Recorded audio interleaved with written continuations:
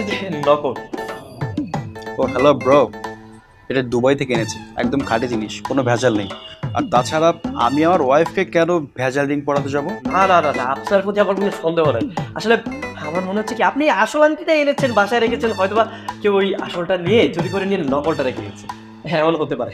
তুমি তো বেশ মজার লোক। আসলে বাবা, আংটিতে কোনো ভেজাল নেই। তুমি একটু শান্ত হও তো।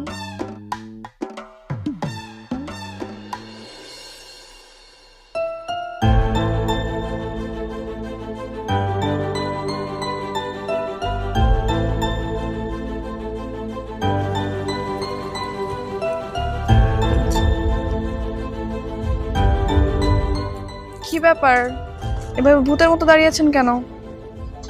ওই না না, কিছু না তো। মুড অফ নাকি? দেবদাসের আবার মুড। দেবদাস, কি হয়েছে বলেন তো? কি হয়নি সেটা বলো। মানে আমি এত চেষ্টা করলাম তোমার এঙ্গেজমেন্টটা ভাঙার জন্য, কোনোভাবেই পারলাম না। এঙ্গেজমেন্ট আটকা সিচুয়েশন মানে? কেন, কি কারণে? কারণ তো তুমি নিজে। আমি মানে কি?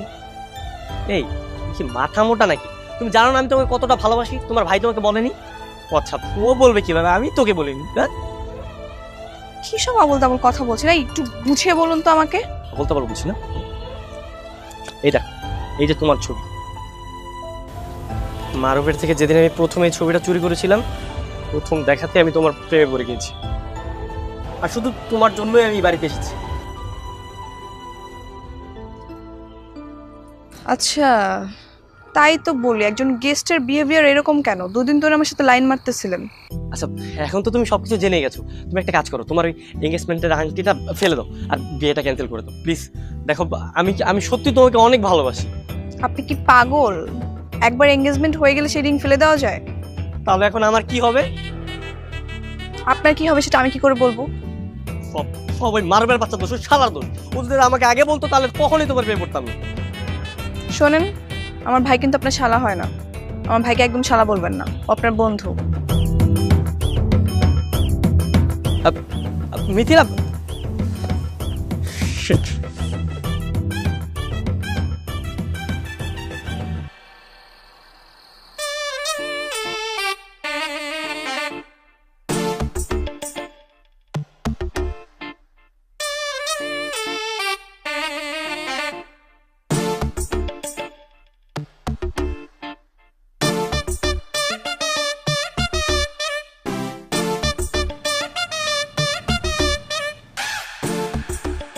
গত রাতে এঙ্গেজমেন্ট হয়ে গেল, আর আজ সকাল হতে না হতেই সেই আংটি খুঁজে পাওয়া যাচ্ছে না। আমি কি ইচ্ছে করে হারাইছি? আমাকে কেন বকতেছো? ঠিকই তো আঙ্কেল, মিথিলাকে বকে লাভ কি? মিথিলার তো কোনো দোষ নেই। আসলে আঙ্কেল, সব দোষ হচ্ছে ওই আংটিটার, বুঝছেন? আমি প্রথম যখন দেখেছি না, আমার তখন থেকে সন্দেহ হচ্ছিল। আবির, চুপ করবি তুই। সবসময় এই সমস্ত মন করা কথা বলা বাদ দে। হ্যাঁ, এটা একটা সিরিয়াস বিষয়। আর বাবা, আমি তো সিরিয়াস কথাই বলছি, এখানে মিথিলার তো কোনো দোষ নেই। আঙ্কেল, আপনি একটা কাজ করেন, বিয়েটা না ভেঙে দেন। দেখেন এখনই কত উল্টা পাল্টা অলক্ষণে কাণ্ড করছে। সামান্য একটা কারণে বিয়ে ভেঙে দেবো? আর আংটিটা কোথায় যাবে? কোথাও কোনো কাঞ্চিতে পড়ে আছে, সবাই মিলে খোঁজো, পেয়ে যাবে। তুই তোর রুমে যে ভালো করে খুঁজে দেখ, পাবি। খুঁজেছি মা, পাচ্ছি না। বুঝেছি বললে হবে না, যাও ভালো মতো আংটি খুঁজে বের করো। হ্যাঁ, হয়ে তো আর যাবে না।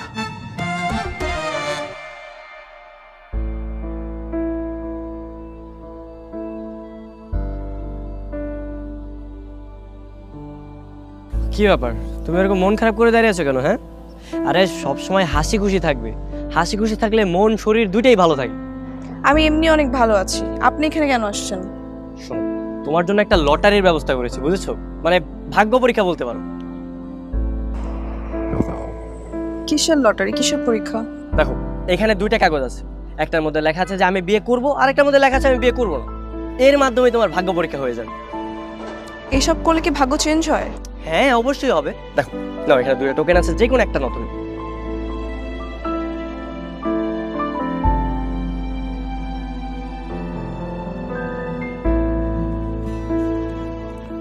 এই তো দেখলে, আমি আমি বললাম না বিয়ে করা যাবে না। আমি তো বলেছিলাম তোমার বিয়েটা করা যাবে না, দেখেছো? দেখো,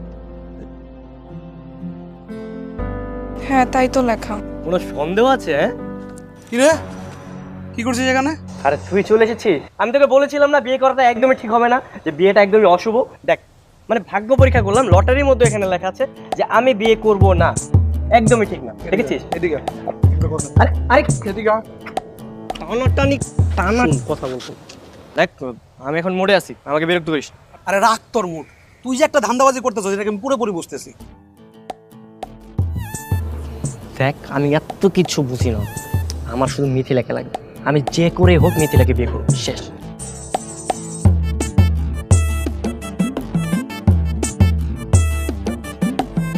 আরে মাথা মোটা, তোর কি মাথা খারাপ হয়ে গেছে? তুই কি বুঝতেছস? আমার পরিবার থেকে যদি এটা জানে কি একটা পরিবেশ তৈরি হবে, তুই বুঝতেছস? দেখ কিচ্ছু হবে না, তুই তুই নিচে যাও, যা যা যা বলছি, যা যা।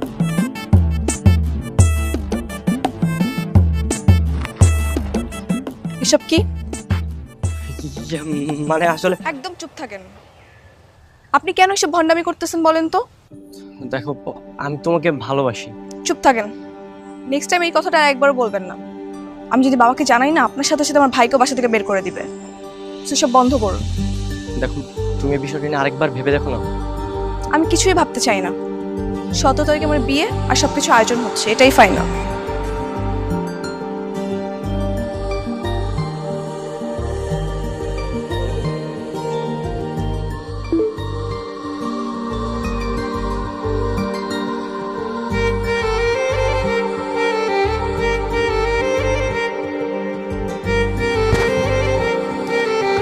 বাবা, আমার না ভাইবার ডেট পড়েছে। তাই দেখি হ্যাঁ, কবে? 17 তারিখে। 17 তারিখ? হ্যাঁ। 17 তারিখ না তোর বিয়ে, তুই কিভাবে পরীক্ষা দিবি? চা হ্যাঁ তাই তো। আচ্ছা বাবা, তুমি ওনাদেরকে একটু বলে দেখো না, এটা যেমন স্বপ্ন, দেখো না ওনার বিয়ের ডেটটা পিছায় কিনা। এটা কি এখন সম্ভব মা? হুট করে বললো আর কি মানবে? বলে তো দেখতেই পারো, বলে দেখো। কেল্লা আপনি একটু কল করেন না, আপনি বলবেন যে এটা আপনার মেয়ের স্বপ্ন, প্রয়োজনে ওরা বিয়ের ডেট 1 মাস পিছালো। ঠিক।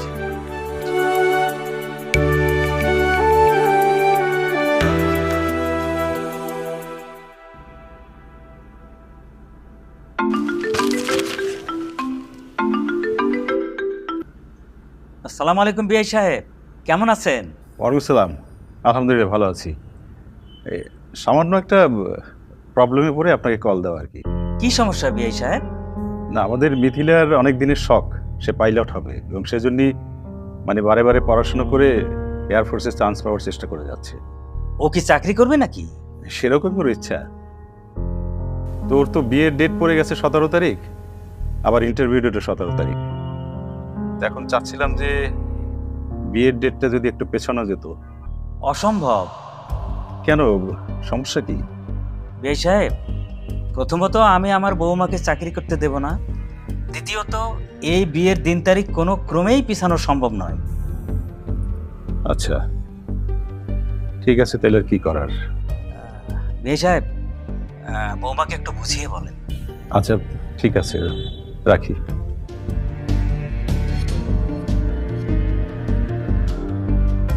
সম্ভব না, বিয়ে পেছানো সম্ভব না। তুই মানসিকভাবে বিয়ের প্রস্তুতি নে। কিন্তু বাবা, আর কোনো কিন্তু নেই মা। শোন মা, চাকরি করার কি দরকার? আল্লাহ রহমতে ওদের বাড়ি গাড়ি টাকা পয়সা কোনো কিছু তো অভাব নেই, মন খারাপ করিস না।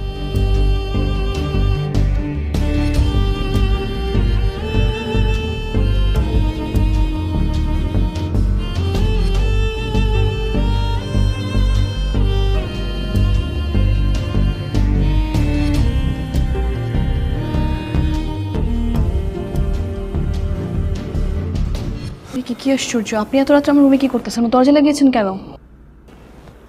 দেখো তোমাকে কিছু কথা বলতে এসেছি। কি কথা? তুমি তোমার স্বপ্নগুলো না এভাবে মাটির সাথে ধুলিসাৎ করে দিও না। দেখো জীবন তো একটাই, জীবনে এরকম স্বপ্ন বারবার পূরণ করতে পারবা না, তুমি এত সুযোগ বারবার আসবে না। এখন আমি কি করব বলেন? আমার আব্বু আম্মু বিয়েটা ঠিক করেছে, আমার তো কিছু করার নেই। দেখো উপায় তো আছে। কি? দেখো তুমি যদি আমার সঙ্গে পালিয়ে যাও, তুমি আমার সঙ্গে পালিয়ে গেলে তোমার পাইলট হওয়া পর্যন্ত যত কিছু দরকার, যত সাপোর্ট দরকার আমি করব। কি বলছো? হ্যাঁ অবশ্যই। দেখো তুমি যদি আমাকে বিয়ে করতে না, আমি তোমাকে পরীক্ষার হলে নিয়ে যেতাম, আর এরকম বিয়ের 1000টা ডেট চেঞ্জ করতাম। কিন্তু কোনো কিচ্ছু না, আমি তোমাকে রেগুলার বিমানবন্দরে নিয়ে যেতাম, আমি গাড়িতে করে চড়তাম আর তুমি উপরে বিমানে করে চড়তে। কতই না ভালো লাগতো দুজনের, বলো? আমারও তো এরকম স্বপ্ন ছিল, কিন্তু পূরণ হওয়ার তো কোনো উপায় নেই। আরে উপায় তো আছে, আমি তো তোমাকে বললাম তুমি আমার সঙ্গে ঢাকা শহরে চলো। আর ঢাকাতে আমার মা বাবা দুজনেই থাকে, তুমি প্রয়োজনে ওনাদের সাথে থাকলা, আর তোমার ভাই রিফাত তো আমাদের পক্ষেই। কি ভাবছো? দেখো এত কিছু ভাবার কোনো প্রয়োজন নেই, তুমি তোমার সার্টিফিকেটগুলো সব কালেক্ট করো, আর কাপড় চোপড় যা আছে এগুলো তুমি প্যাক করো, আমি আমার ব্যাগগুলো প্যাক করতেছি।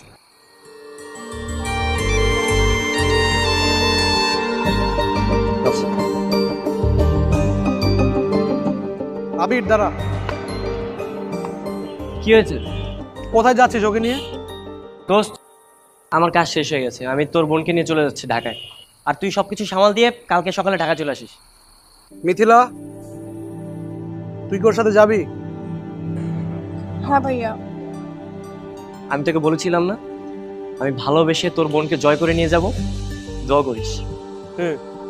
যা, সাবধানে যা। আল্লাহ হাফেজ। চল।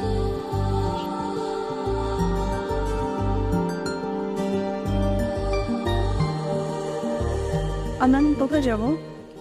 এখন আমরা আগে বাস স্ট্যান্ডে যাব, আমি অনলাইনে দেখেছি 35 মিনিট পরে ঢাকার একটা বাস আছে, ওখান থেকে ঢাকায় যাব।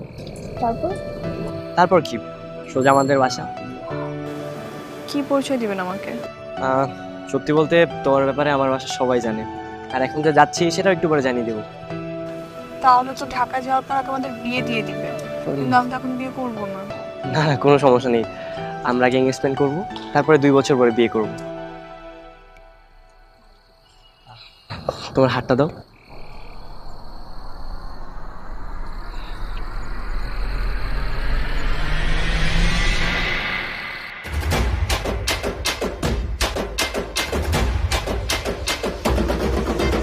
এটা তো ওই রিংটা। আমি চুরি করেছিলাম। খুব চালাক, রিংয়ের সাথে সাথে মানুষটাকেও চুরি করে নিয়ে যাচ্ছে। তুমি আমার 2 মিলিয়নের লাভ।